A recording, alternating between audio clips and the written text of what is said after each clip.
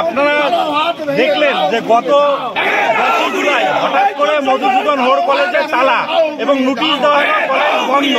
আমরা বলতে চাই দীর্ঘদিন ধরে কলেজ চলছে, ছাত্রছাত্রীরা শিক্ষা নিচ্ছে এবং ওখানকার শিক্ষার্থী কর্মী থেকে শুরু করে যারা পড়াচ্ছে তাদের ভবিষ্যৎ বন্ধ হয়ে যাচ্ছে, ভবিষ্যৎ অন্ধকারের দিকে যাচ্ছে। কারণ হঠাৎ করে কলেজে তালা বলবে।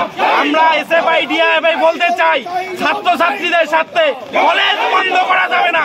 প্রশাসনের অপদার্থতার ফলে এই কলেজ বন্ধ হয়েছে।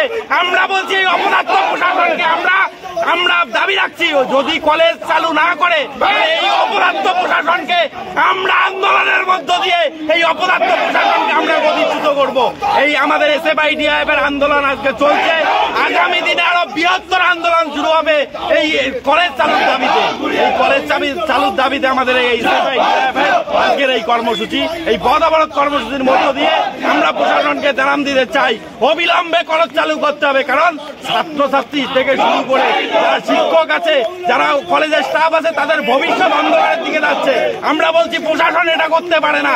এই অপদার্থ প্রশাসন যদি অবিলম্বে কলেজ চালু না করতে পারে তাহলে এই প্রশাসনের বিরুদ্ধেও আমাদের লড়াই জারি থাকবে।